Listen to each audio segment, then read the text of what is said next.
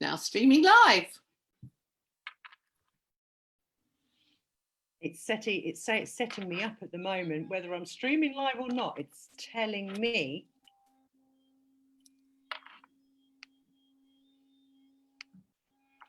Hello.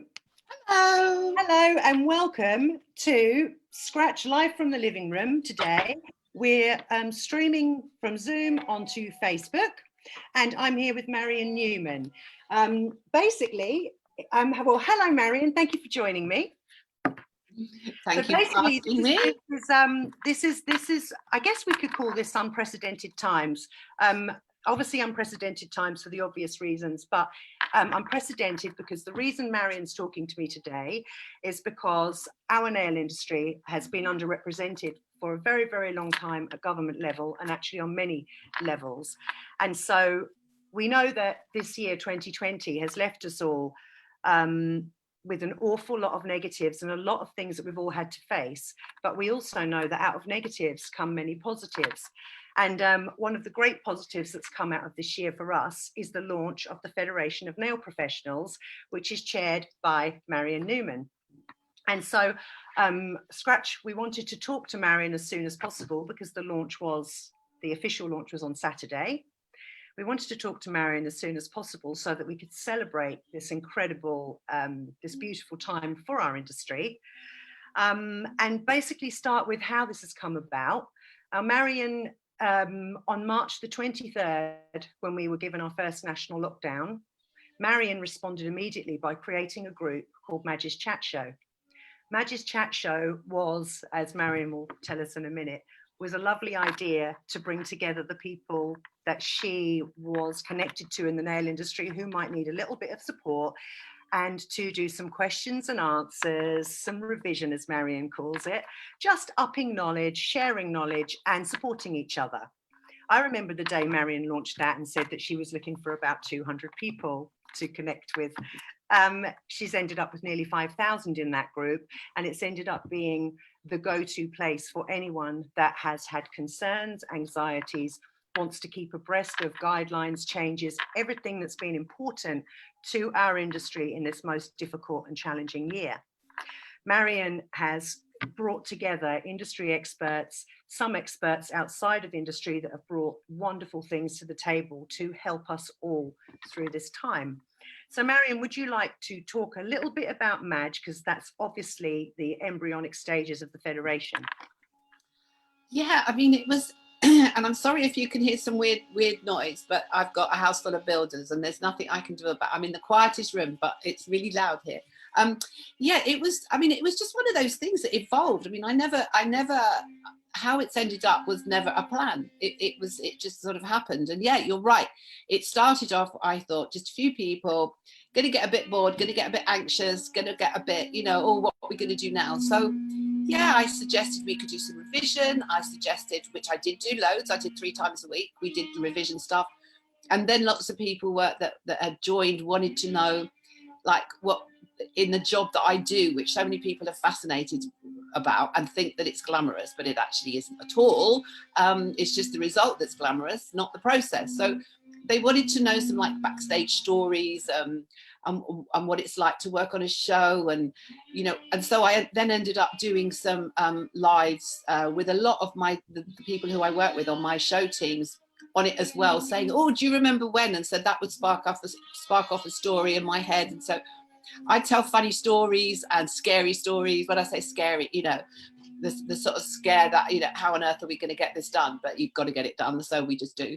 And then I started doing a lot of work with the British Beauty Council, because the government BES, the office that is responsible for closing us, opening us, giving us guidelines, whatever you want to call it. I started working with them because they needed information on specific sector guidelines, because when the guidelines did eventually come out, as we all know, they were very vague, and they were, they had to cover massive sectors, so they couldn't be specific. And so a lot of the associations then brought out specific guidelines for their sector. And obviously there's no association that focuses on nails. So I ended up, like one of the first actually, writing specific guidelines for our nail sector that was forwarded to BEIS for them to basically approve. And then it was published on the British Beauty Council's website. And I know at that time, and in talking to Millie the other day, when they published those guidelines for the first time, they had something like 34,000 unique viewers to their website, and it crashed. And Millie has never forgiven me for that, because it happened several times after that. It's like, your nail people, they crashed my website. And so, you know, it really then started to get a bit serious, and it's like, actually, yeah, we really need to think about this. So Madge itself sort of changed its format, and because I was working with the BBC and the task force for BEIS, I was getting information like ahead of time. And once anything was official, I could then post it and maybe explain things and clarify things, because I had like a direct line. And so it sort of changed and started to get a bit more serious, and then it sort of just kept evolving, because I was thinking, you know, what else would be useful for people? And so I brought in lots of, you know, I called in lots of favors from my sort of network around the world of nail people, and then people from very different places, you know, like Dave Heffernan, he came in for mental health, because everybody was saying how anxious they were being, and, you know, how they were scared. And so, yeah, we brought in lots of different things. So it just kept evolving. And I mean, obviously it's still there. I still post all the time, but one of the good things about it is I never went for quantity of members. I went more for quality of members. And actually what has continued to happen is we've ended up with a community, and as you say, it's very close. It's like, I mean, a few under 5,000. What we've ended up with is a community of real helpful sharing people. So, you know, when a post gets approved and it goes on there, I'll like check back in a few minutes, and, you know, 5 minutes later, somebody who wants help about something, there'll be 6 or 7 people on there immediately giving that help. And I, you know, every time that happens, it amazes me. Well, not amazes me. I'm just because there's so many nice people on there, and yeah, it's such a sort of a sharing, caring group where everybody is willing to help, and willing to give factual information. And so, yeah, that was Madge, and as you say, that was sort of the embryo stage of the Federation.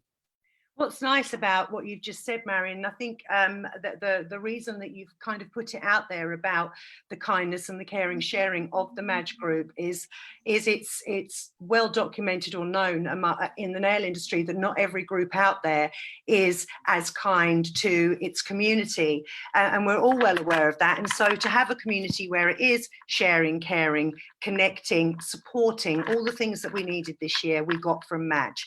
And it doesn't matter where you are in the nail industry, because obviously I'm not a nail technician, but the nail industry is the focus and center of my world. Madge was a very, very important part of my journey as well. So can we also just punctuate that the power of Madge and really the power of what Marian did for our industry this year, and that's on top of years and years and years, 30 years plus of being our warrior. You are our nail warrior, aren't you, Marian? This also led to you being awarded a British Empire Medal just a month ago, which is out of the blue thing. I mean, completely out of the blue. I knew absolutely nothing about it until I got the email saying, we have great pleasure in saying the Queen. And I couldn't take it in for a long time. So it was, somebody asked me this morning, actually, did I know it was coming? Absolutely not. I didn't have a clue. So it was a lovely surprise, and I had to keep it secret for a long time because you can't tell anybody until it's official. So yeah, it was amazing. Yeah, I absolutely love it. I haven't physically got it yet because of, you know, all the restrictions that we're under, and I don't think I'm going to get it probably till into the new year, but you know, that doesn't matter. I know what it looks like, and it comes, anybody that knows me knows I'm not a pink person. I'm a black person. You know, I only hardly ever wear anything other than black. And this particular medal comes on a pink bow, which looks amazing on black, darling. It will. It's just like, it'll be fine. Can't we have a dark red? And can it not be a bow? I'm not a bow person either. No, I mean, no, it's fabulous. I can't wait to get it. And apparently the date and my name is engraved around the edge. So oh, that's a nice touch. That's really Well, look, Marian, tell us then, when did the actual idea of the FNP and the creation of the Federation of Nail Professionals, which is why we're here today to discuss, when did it actually spring to mind, and whose actual idea was it? Well, I mean, many years ago, like, 30. I've been around since 87, 88, and way back then there was an association called the International Nail Association that I and others that were around back then were very involved with, and I haven't been involved with an association since then. And it's always been obvious that we've needed one, and there have been a few, and some have been good, some have been excellent, but then for whatever reason they've gone. And so this whole Madge thing and the work that I was doing with the BBC at the government level, basically, I mean, I've always wanted to try and help to make things better for the industry, going forward, because, we know the challenges that we're facing, and the challenges aren't going away. They're getting worse, quite honestly.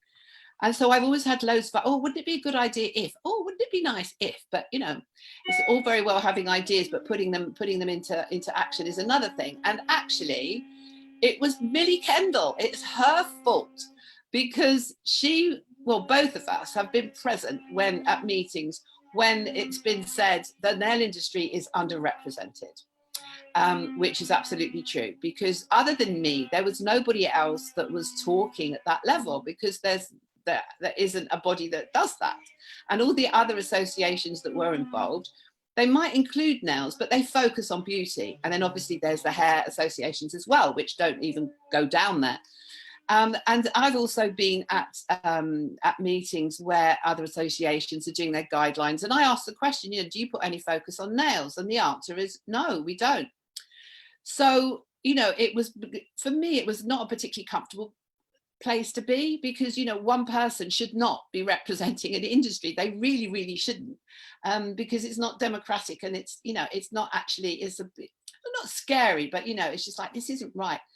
And so I spoke to Millie in those early days, probably every day at least once, and then she phoned me one evening and said, right, will you just flip and do something about it? I was like, all right then, perhaps I should. And that was it, really. And I thought, okay, it's all very well moaning about things, but if you moan about things and don't do anything about it, it's a complete waste of energy and effort. So yeah, that's where it started from, Millie Kendall's fault. Okay, so what we've got then, so for people that are finding this out for the first time, what you've got is a board of experts that are part of this Federation of Nail Professionals. So we've got Marian Newman as the chair, we've got Jenny Nippard, who's licensed to teach, we've got Sue Davis, who's the deputy chair and in charge of information, you've got Donna Clayton, who's education, Peter Borg on finance and legal, and Alexandra Castles, who's the membership secretary. So Marian, what I'm dying to know is, how did you find this tribe, this expert tribe? How did you find them? How did you find each other? How did this beautiful board come together? Well, again, it was sort of a bit of an evolution from Madge, So much of this springs from Madge. Obviously, I knew Jenny Nippard. I've known Jenny Nippard for a very long time. She's been working with me for many years, about 6 years or something. And we've worked together a lot. We've done sort of trips all around the world, and and we've had many conversations. And we funnily enough, we both had a very similar idea. So which I'll explain to you about, which is licensed to teach. So I've known Jenny for a long time, and she is completely and utterly passionate about, good things of the nail industry. And she's such a workaholic, she doesn't stop. So, Jenny was a fairly obvious choice. Then Sue Davis, I've known for a very long time, and she's been heavily involved in associations in the past, like A&T, for example. And she's doing her Nabuno thing. So she's very, understands the problems and the challenges that come along. Not that we are an association, I believe we're different from an association, but that whole membership situation. And so she was another obvious person. Donna Clayton, I only really know via Madge, and she knows so much about education, both regulated and unregulated type courses, both of which are fine, but they have a very different like outlook and different feel about them. And she's very, very well up on understanding the differences and what's going on out there.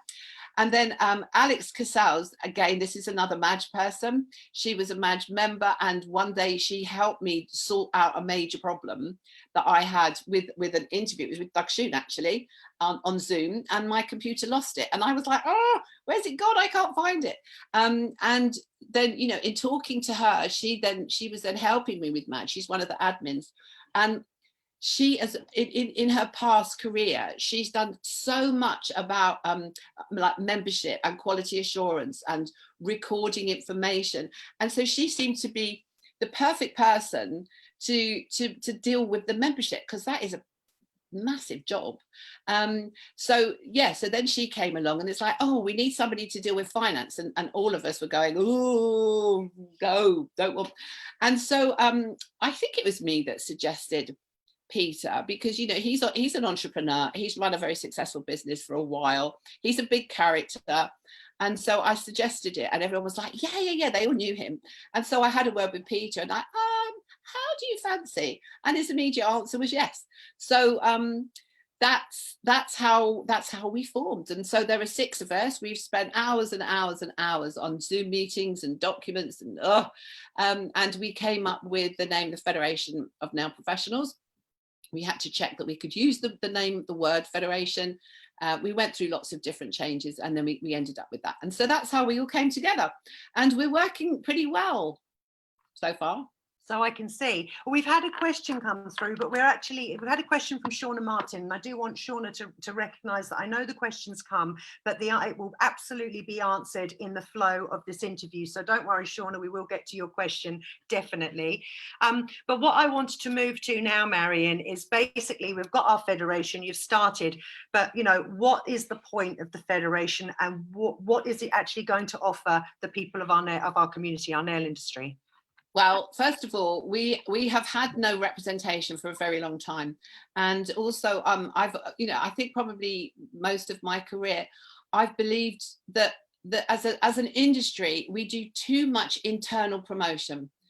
We do too much that's too inward facing. You know, for example, promotions of services and products have been promoted internally and not promoted externally to the consumer, you know. And although it's a whole lot better now than it was, we're far too internalized, and we need to be externalized, you know. So the associations have been great. There have been benefits for members, but that there hasn't been the external conversations and discussions at the right level with the right people.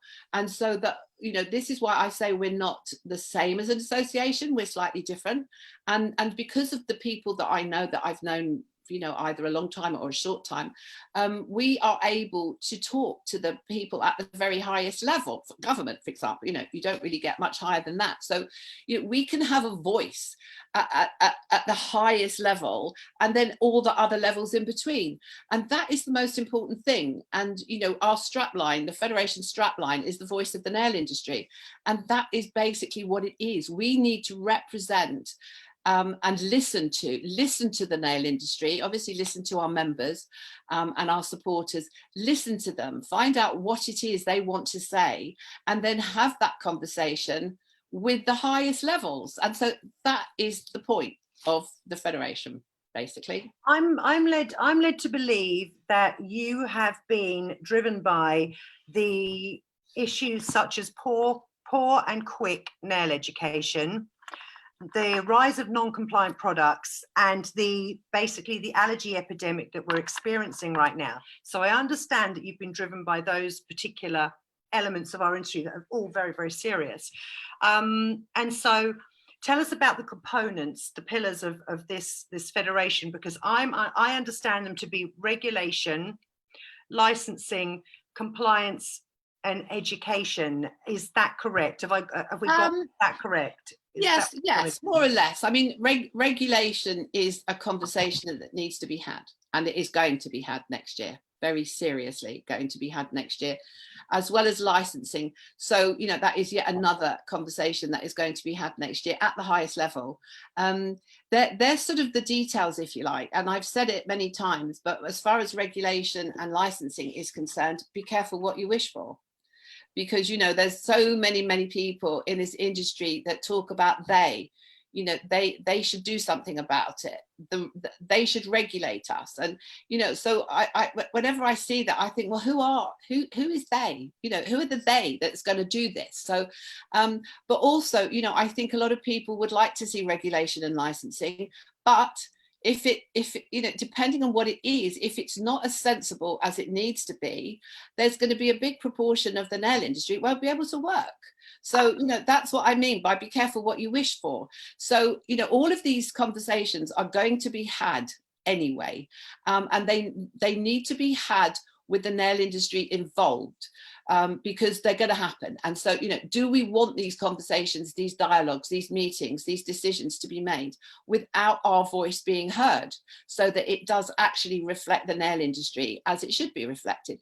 So they're the sort of details. But yeah, I mean, education, if you want to sort of categorize, education, information, and standards, they're our main. You know, you use the word pillars, and pillars is a good word to use, but that I suppose they're our main pillars, and like the licensing and the regulation comes within that. And so when I say standards, I mean standards of the whole industry, and I mean elevating the standards, not staying as the status quo, because we have a lot of challenges, a lot of issues in this nail industry, and they need, I mean, like you said, that the education, there are lots and lots of courses that are clearly not fit for purpose, clearly. But what has happened, and there's also lots of products that are not fit for purpose either, otherwise we wouldn't be having the problems we have now. And so what needs to happen is that we've allowed this to happen as an industry. We have allowed this situation, we've let it happen, and so it's our fault where we are now. And so it's up to us as an industry to set it right, and not have education that is not fit for purpose, not accept products that are causing massive problems, and as you say, an allergy epidemic, and not even legal to sell in this country. So we've let that happen. We've almost encouraged it. And so it's up to us to try and put it right, basically. Well, Marian, we talk about hashtag stronger together. Can you talk to us a little bit, because I think this is a really important aspect for the potential membership to know, is that the Federation has been launched with very strong support and collaboration. So could you talk to us about the lovely support you've got from other industry authorities? Yes, this whole thing, what I didn't want to do this, I mean, and this is just me, and I've talked obviously to the rest of the founders, and persuaded them, I think, but none of them took much persuasion, because I think it is the right way to go. What I didn't want to do is, I didn't want to say, oh look, we're doing this, we're creating a federation and it's going to be great, you know, we're going to do this and this and this. What I wanted to do is I wanted to create it first, so that in you know, launching it to the industry, launching it to supporters, launching it to sponsors, launching it to members, is like, okay, this isn't an idea, this is real, we've done it, we've worked really hard and made it happen first. And one of the things that I really wanted to do is to not set ourselves apart, not to be an exclusive community, but to be an inclusive community. And, you know, voice of the industry is our strapline, and our voice will have a place, but alone it'll be a small voice, because we're only one sector of a very big industry. So before, and this was me sort of selling an idea, a concept rather than an actual thing, is that I spoke to Habia, and Habia are the industry authority regulated by government, and they are the standard setting body. They're the only one. There can only ever be one industry authority regulated by government, and that's them. And I've worked with them, not recently, but I've worked with them for years and years and years and years. And if any of you read the obituary I wrote about Alan Goldsborough, you'll see how long I've been with that organisation. so they were one I wanted to talk to. Then obviously the British Beauty Council, which I've been working with since it started. I was one of the early advisory board members, and been working with them ever since. And BABTAC, which is one of the biggest and one of the most powerful beauty associations. So the three of those, we all, and with us as a fourth, we all have very different business models, and that's important. We're approaching things from a very different way, all four of us. We all have the same goal, which is making the beauty industry great, and greater than it is already. But we're all approaching it from a very different way. And those three organisations, they do have a big voice. And so I spoke to all of them, and told them, what the plans were. And without any hesitation, all three were like, oh, this is fantastic. Absolutely. So between us and other associations, not just them, our voice is for the nail industry, which is this big, but then you add on hair, you add on beauty, you add on everything to do with that, you add on the BBC's business model. All of a sudden, this voice goes from this to this, and that is the point. Collaborations in many different sectors, but particularly this collaboration is the way forward. So we have, we are inclusive, not exclusive. So together, our voice is capital, is the capital letters, not the little letters. So it's collaboration, and they all jumped, and it was amazing, actually. It was very, very, very encouraging to know that they were behind us, and they are right behind us from a long time ago, from before we even, before we launched. So the questions just come through, and I imagine that Jane Masters, who's written the question, does Habia come into the equation at all? Marian has just answered that yes, Habia is fully supportive and part of the journey. So yes, Habia is not part of the federation; it stands beside it, in a lovely cube with BABTAC and the BBC. So we had Shauna ask earlier, how do you join? So I think what we should move to now is go into what Saturday was soft launch, and that was for supporters, a call for supporters. And then there's going to be the official launch. The big official launch will be when the membership comes live. Marian, can you please talk to us about supporters and what you require from us as an industry now, the ones of us that want to be involved, and then talk about how that's evolving into membership, please. Yes. Okay. So what we really, really wanted to do is, we've had a tough year. That doesn't need saying. It's been a tough year for everybody. And what we wanted to do is we wanted to have this soft launch that happened before the end of this lockdown, because I believe this lockdown for many people has been harder than the first lockdown. And so we wanted to end the year with something really, really positive. And if any of you have watched the video that is on the Scratch lovely thing that we launched it with, you'll see a bit that I'm saying that I just really, really wanted to get across is that, this whole industry, you have been listened to, and you are being listened to, and you're going to be listened to. And so by launching the federation just before lockdown, I just wanted people to believe that this is what has been happening in the background, and we have a bright future. And so we did the soft launch, to get it out there as soon as possible. But secondly, we wanted to open it to supporters. Now, supporters is slightly different to members, and that support, anybody can be a supporter.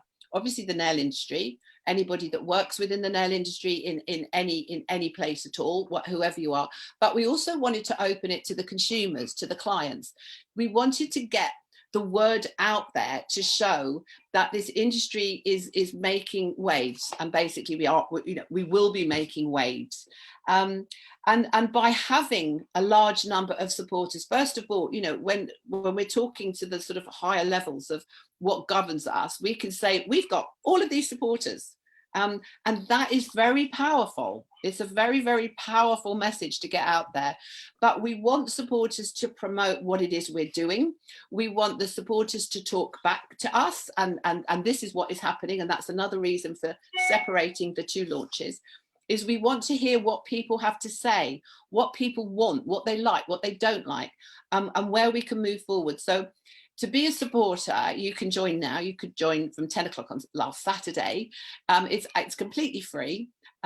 because we want to hear from everybody, and we want, you know, like for example, clients and consumers, as the membership starts to open and starts to grow, clients and consumers can go onto the website and can find people that are Federation members, which is a big bonus. You know, you can find somebody that meets a certain level of criteria, and the criteria will be on the website very soon.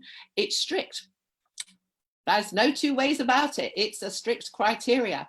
And but we do want to, there are ways where we can bring people in at the various levels, and we can help them, you know, educate, improve, get more information, understand a bit more, and, you know, and help their career paths basically.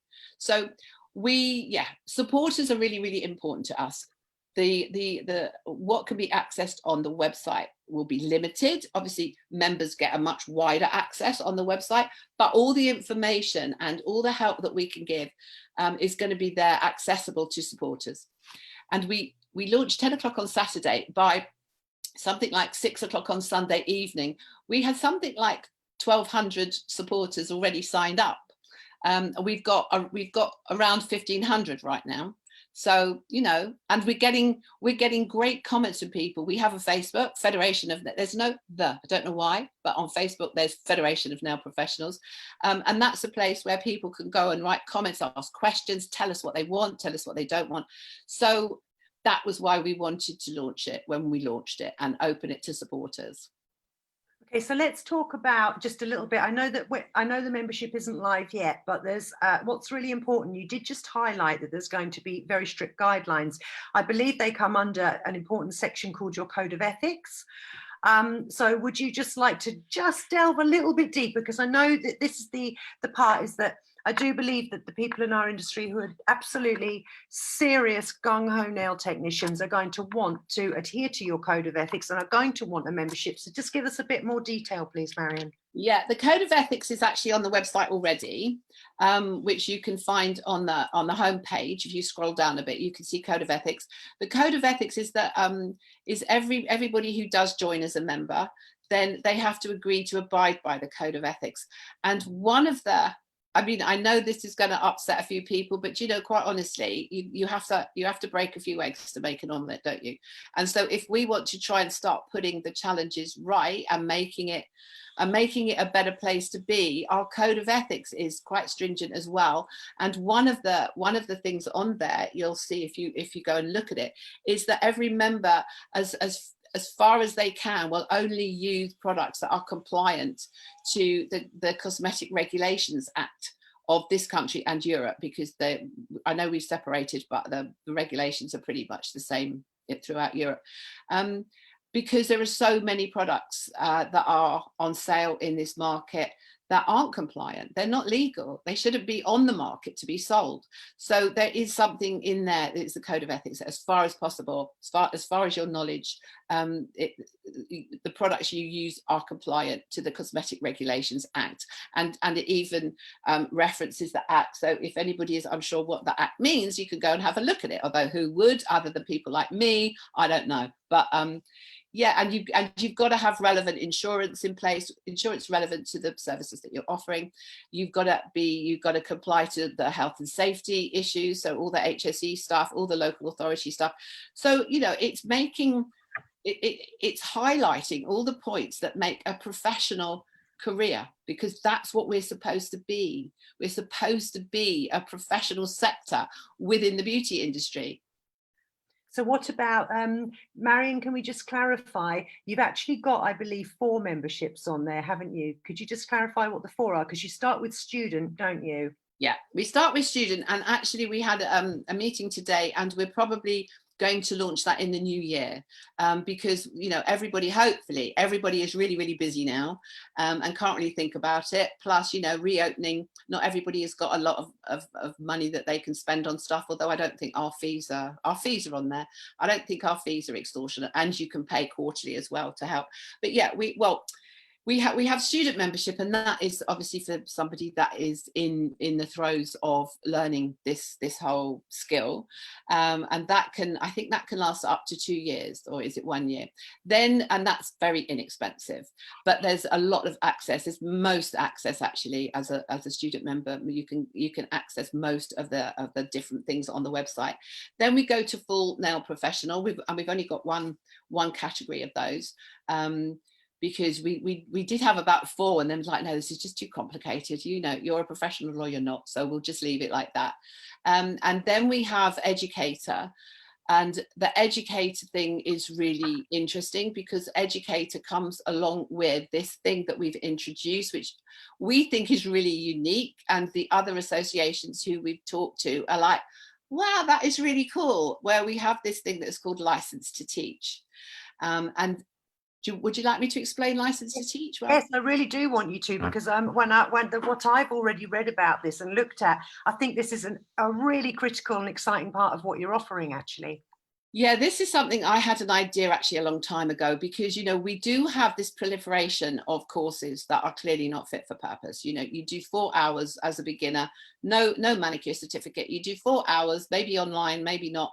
And all of a sudden you can do UV gel, you can do liquid and powder with no, you know, anyway, we all know that situation. And you know, for somebody coming into the industry, how do they know that's not appropriate? You know, you don't know what you don't know. So, and there are so many, they're crawling out of the woodwork, these courses. And, you know, if that upsets people that are offering them, then sorry, it's just how it is. They are not fit for purpose. And we will say that loud and clear as often as we can. So we can't fight the courses. We can't, you know, there are so many of them. We can't say this isn't good, this isn't good, this isn't good. And, you know, do we really want to? So this is approaching it from another angle. So instead of trying to fight the courses, what we're doing is we want to recognize, we want to embrace, we want to elevate, we want to, you know, really show the industry that this is actually a good teacher. Because you can have a rubbish course and a good teacher and you'll learn. You can have a fantastic course, but if you've got a rubbish teacher, you're going to learn nothing. So this is really recognizing the best of the best, if you like. And this is the teachers, this is the educators, because the teacher is the foundation of the industry. What you learn from the day you enter the industry, and then you continue to learn hopefully through the whole of your career, but what you learn at the beginning is going to stay with you.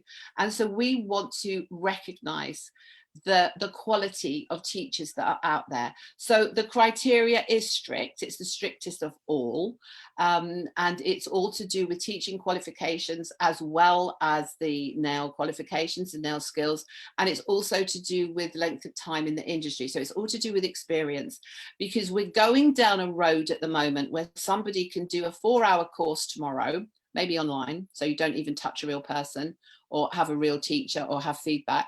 You do a course tomorrow, next week you start working on clients, and the week after that you're teaching it. And this, you know, we're doing too much of this right now. So a good teacher, and I mean a good teacher, should be a teacher and should be a nail professional with experience. And so this license to teach is sort of key, really. So, you know, okay, the courses, if you find a really good teacher, even if you're doing a very short course, if you've got a good teacher, you stand a good chance, a better chance anyway. So it's something that is really, really like close to what it is we're standing for. And this is license to teach, educator level. And we've got 3, I think it's 3 levels. But the other point about this is very much a sort of caring and sharing type thing as well, because what we want to do is we want to encourage mentorship. And Sue Davis did an interview yesterday, I think, or the day before, and she said something really nice. So the highest level is an elite educator. Well, we want those elite educators to reach down and help the other educators up the ladder and develop their whole career strategy of being a teacher. Entry level, middle level, elite level. That's fantastic, Marian. This is the beginning of something very beautiful for our industry, and so so welcome. Now, two people have asked. We've got Shauna Martin in the USA, and we've got Jill Anderson wanting to know. A very good question, actually. What is the reach of the federation? Firstly, what's your coverage? Will you be including Ireland? And will you be going internationally? Because Shauna's sitting in the USA and she's loving what she hears, but can she actually become a member? We are definitely, absolutely including the four nations, and that is really, really important because you know that we so often talk about the UK, but the UK is four nations, and you know the number of times, even on Madge, and I'm like, oh, sorry, I'll say UK when actually I mean England, but we will absolutely be representing the four nations, and we will be creating an advisory board, taking that lead from the British Beauty Council, and we will have representatives from each of the nations on that advisory board to make sure that we are covering. Of course, we'd love members from anywhere in the world, but the only trouble is because we're dealing with information and regulations, there's not a lot we can do about that. You know, for example, you know, Shauna, who's in the US, there's nothing we can do about your licensing situation, for example. And all the information is going to be information that is very much the UK. And I mean, probably not even Ireland, because you know they are a different country, so we could only really have an impact on the UK and the four nations. But the information that we'll be sharing is very much like the information on Madge, and a lot of it is all encompassing to us as nail professionals, so of course we'd love members from everywhere. So to clarify, Marian, what I envisage here, what I see is that obviously you can't be a voice for somebody in France, you can't be a voice for Spain, USA, what have you. That makes good sense. But if somebody were to take out a membership, and like you say, the fees are not too bad at all to become a member, you could actually, as somebody abroad, exploit the access to information and resources, couldn't you? So there are benefits there to somebody abroad. And I'm guessing you know, if you were in the USA and you were adhering to the code of ethics and what have you, you then get the stamp of approval of the federation. You get to use that logo and say, I'm part of the Federation of Nail Professionals from the UK. I'd say that still brings a strong, what's the word I'm looking for, Marian? Benefit. Yes, I was going to come up with something more flowery than a benefit, but I could see that would be a lovely badge to wear, to say, you know, because I've been accepted, because obviously you're going to have, because your strict guidelines and your code of ethics, they've got to go through a story to be able to become a member. It's not just be a member and then ooh, whoops a daisy. We don't, you know, it's going to be a journey, and if you get accepted, that means that you're of a certain level of skill, etc. Exactly. So I'd say that there's got to be a huge benefit to being in the federation, even though you can't have the voice of the federation behind you. You've got access to the library. Exactly, and yeah, and there will be a library. I mean, Sue Davis is the one that when although everybody sort of has a role, it's like a responsibility rather than a role, because we're all in it together. So yes, Sue's responsibility is information, but I'm feeding her that information because there's some things that cropped up over the last few days. So I'm feeding her that information, and then she's finding out that information as well. So, you know, there will be a lot of information on there, and a member, not a supporter, a member, a full member, not a student member either. They need to become a full member.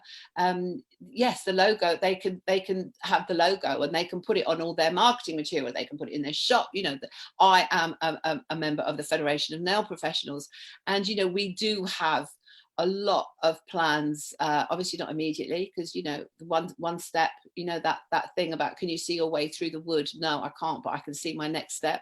So, you know, we have a wood to take lots of steps through. So, and we, you know, we've got so many plans for next year. For example, you know, we're going to do something that is a bit like the food, what's it called? The Food Standards Agency. Yeah. So, you know, eventually we will have something that salons and individuals can have a rating. Definitely, like the license to teach, there will be a place on the website, and there'll be what's it called? I'm not good. I'm not up on IT. A desk board or something. A desk board? No, it's not a desk board, is it? It's a No. desk something else. Where they can chart, like, you know, CPD is part of it, because you should do CPD. So every individual will have a place on the website where they can include their CPD, you know, add in their extra qualifications, whatever. But for the license to teach, every license to teach member will have a place on the website where their students can come and give feedback and give. Oh, you mean like a TripAdvisor? That's what you. Yeah, a bit like TripAdvisor. Yeah. But genuine. So, you know, if you're looking for an educator wherever you are in the country, you can go on there and see what their students say about them. And you know, and there's going to be a star thing. There's going to be a star rating. You know, if you get so many good reviews from your students, you get another star and you go up a level. And you know, it's all really important, and it's aspirational, you know. Marian, it rewards the people that deserve rewards. Exactly. And that's what every industry should be doing. This is how we create a beautiful framework for industry. Can I just give you a question, just because I think there's a little bit of a grey area. So I'm very appreciative to Zita Ebony, who's just sent me a question. She's asking, will nail art courses be assessed? Can we just clear up? It's actually going to be more about the educator, isn't it, than the actual courses? Or have I got that a bit confused? You have got that bit right. It is about the educator. The quality of the educator is what we're focusing on, because it will be impossible to focus on the quality of the courses. And actually, you know, we should be the focus of the federation, and I hope the focus of its members, is to lead by example and not be telling people what they should be doing. Do you know what I mean? Whereas, you know, if we can lead by example and we can show what is good, both as a federation and all its members, if we can show what is good, then the things that aren't so good will be shown up.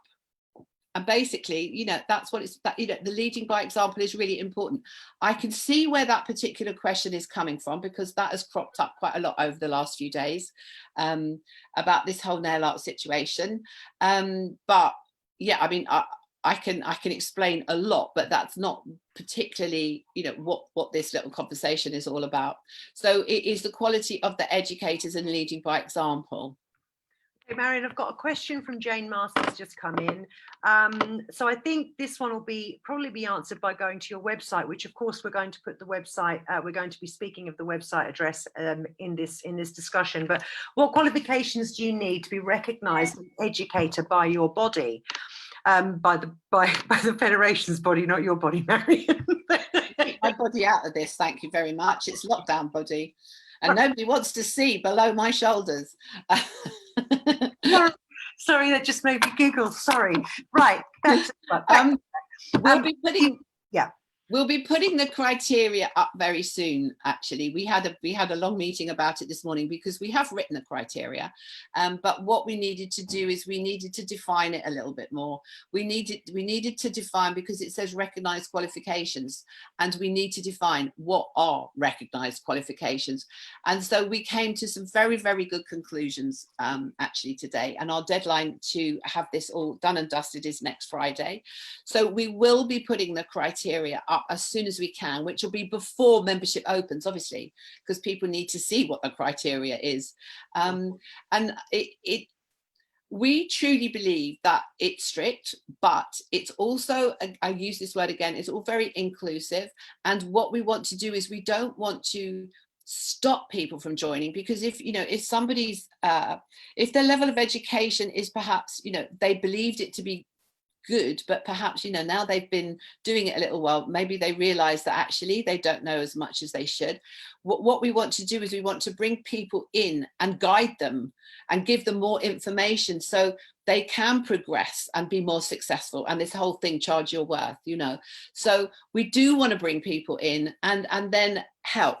Basically, we want to help, and we're going to do probably next week, we're going to do a written document to explain in detail the criteria. And I think we're also going to do like a little Zoom thing and put it on YouTube, put it on the website. So there's the spoken version of it. So we can explain like what a recognized qualification is. We can explain things like guided learning hours. We can explain the teaching qualifications, because what we don't want to do is just put a load of stuff out there and then somebody looks at it and goes, well, what does this even mean? So yeah, we've got good plans to explain all of that, and it's coming.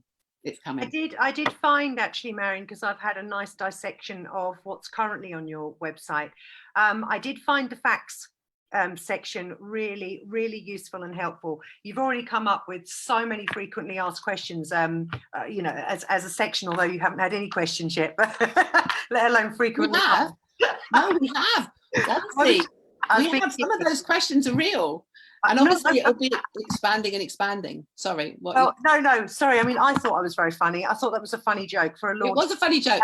Frequently asked questions when you're launching something. But anywho, my point is that I've been through them all, and I thought they were brilliant. And you've really gone to town. You've obviously put months and months of work into this launch so that everything is there, and enough is there right now for people to enjoy.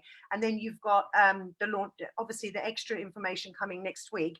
Now, there's another really exciting thing that you're doing as the Federation, and this particularly excites me, is you've created a survey, in fact 2 surveys, which are going to bring about fantastic data that we really need to know about our industry, especially UK industry. So Marian, take the floor, tell us about your survey.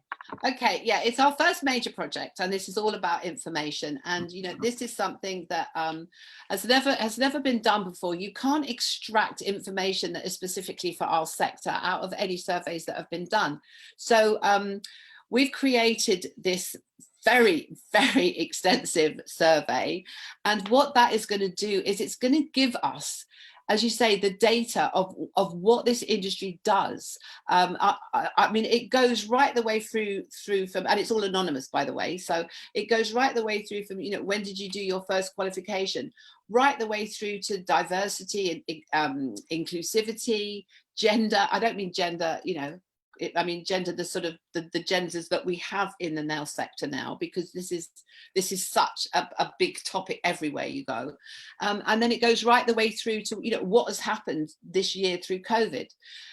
It's probably a good 15-minute, you know, get a good cup of tea and sit down and answer the questions. We have divided it into 2 sections just because it was getting bigger and bigger and bigger, and you know, there are 2 distinct sections. So one of them is for self-employed people and business owners, and then the other one is for employed nail professionals, students and apprentices. So it's slightly different questions. We would like to wait until we've got at least 5,000, so that it is a really good like look at the landscape of the nail sector. We've got about 500 back already, so that's a good start, isn't it?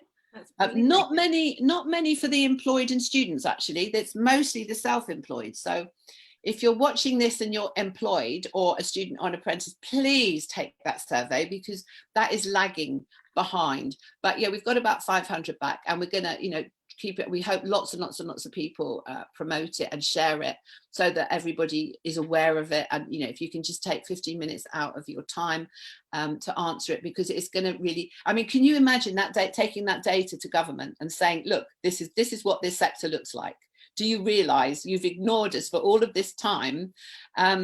And, you know, I wouldn't like to say for sure, but we've got to be equally as big as beauty. We're not as big as hair. We're not. I mean, I think that's clear. But, you know, we're a pretty big sector. And, you know, as a sector, what the British Beauty Council did last year is they did their whole research into the sector. And, you know, this whole beauty sector brings in £30 billion worth into the GDPR. So, you know, 30 billion, that's how big we are. I don't know how. Is it true to say, Marian, that the reason we know that figure is because the British Beauty Council did, when they launched, or when it launched, apologies, it launched with an incredible survey, didn't it? And collated so much information that they then created this wonderful document that's pages and pages long with valuable information. Is that where we got that GDP figure from? Yes, the 30 billion came from that, and it's a report that is called The Value of Beauty. That's right. And it was a very long report and involved two very respected organizations that first of all did the survey and then analyzed it. And so, yeah, that's where that came from. But it doesn't separate out nails. It is the beauty industry as a whole. Well, what we need to do is look at what nails is all about. We need to see all those, who is it that works in this industry? Who are you? Where do you come nice to bring the value, wouldn't it, Marian? Because I think because we're an industry where many feel isolated and they're working alone in whatever capacity. I think it's really nice to bring the value home to the individual. We are a community, but we are working quite separately, and I think it's a really valuable thing to bring it right down and say, look, you as a nail tech, this is what you bring to this country, to your career, to the world. I just think it's going to be very exciting to have our own data.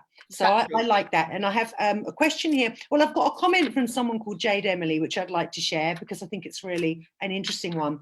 Jade has said, I feel that some techs will fear this movement, but I genuinely feel it's the best future for the nail industry. Now, I would say that that's cemented by what Marian said before when she said you have to break a few eggs to make a nice omelette. There would be the point of this whole federation is because we need it, isn't it, Marian? It is, and yeah, Jade, you're right. It will frighten a lot of people. It will. And I was having a conversation with another big organization about something really, really exciting that I think is going to happen very soon, which will really completely change the landscape of the industry. And the conversation that we were having is that something like this, something like them, something like Babtag, you have to have the standards set at a reasonable level, not unattainable at all, not at all, but you have to set them at a reasonable level. Otherwise, why bother? Why bother try and elevate and make a very specific career route? And one of the other things that I've been doing lately is writing a rationale for the reasons why this industry needs advanced education, because our education, if you go down the regulated route, stops at level 3, which isn't very high actually. The level 3 is a couple of A levels. It needs to go higher because we need to be recognized as highly skilled. And until we have those advanced education levels, we're never going to be recognized as highly skilled. And I mean, and this is the trouble, so many, it will upset a lot of people, but they probably joined the industry not understanding, not knowing. Like I said before, you don't know what you don't know. And so you can go online and you can find all these courses and think, oh, that's really good, I'll do that, it's only going to cost me 50 quid and I only have to watch a video. Well, you don't know that that's not good enough. So this is all about educating people, and I'm sorry if it does make people a little bit afraid, but it's something that has to be done because every industry has this, Marian. I don't know why it's taken us so long to get one, but thank goodness at last we have our federation, we have our tribe. So Marian, as we've been talking for nearly an hour, I think we should probably close on two things. Number one, where can people find your survey? And let's just make sure everyone knows that we go to www.the-fnp.com.